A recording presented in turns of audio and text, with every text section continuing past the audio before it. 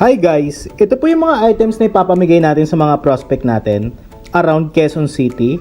Ang mga prospect natin today ay small business and barangay.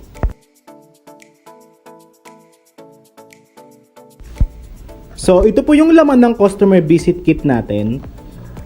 So yung PQ collar, regular dry fit and premium dry fit and CBC cotton is included na with their company logo. So, ang first prospect ay si Fancy Dough Cafe.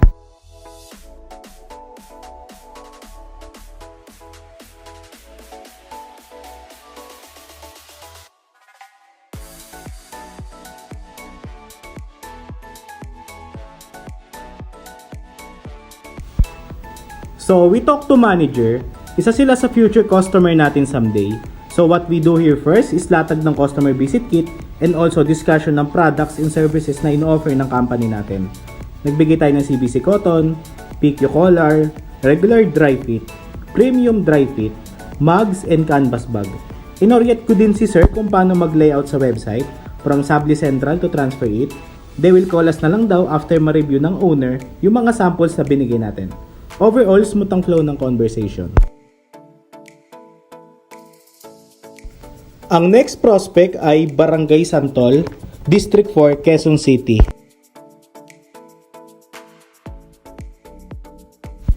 So, what we do here first is latag ng customer visit kit and discussion ng mga items.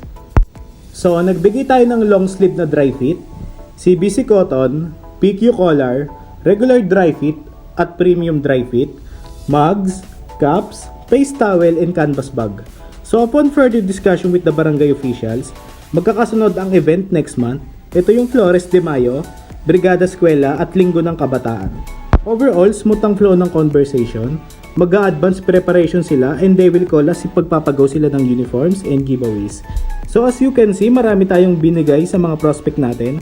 Kumpleto ng fabrics for employees uniform except sa fabric ng sublimation.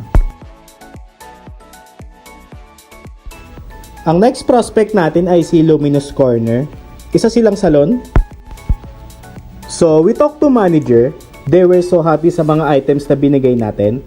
Kinausap natin na masinsinan yung manager. Nagsuggest tayo ng basic fundamental necessity for their business. Nagsuggest tayo ng business card for credibility to make their business looks more professional and trustworthy. Second option is Sintras and menus and banners or product guidelines, services and promos. Third is giveaways. So, nagbigay tayo ng CBC cotton, PQ collar, regular dry fit, premium dry fit, hand towel, face towel, mugs, pouch, and canvas bag. Overall, smooth ang flow ng conversation. They will call us na lang daw if magpapagawa na daw sila. Ang next prospect ay si Java Yupsal. So, same thing, latag ulit tayo ng customer visit kit and discussion ng mga items.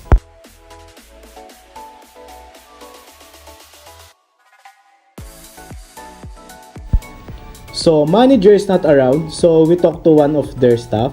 So, nagbigay tayo ng CBC cotton, PQ collar, regular dry fit, premium dry fit, mugs, canvas bag, cups, and Katrina apron. Happy naman sila sa mga binigay natin na samples and they promise na makakarating yung mga binigay natin sa manager nila at yung proposal letter natin. Overall, smooth ang flow ng conversation. Ang next prospect ay si Prime Espresso.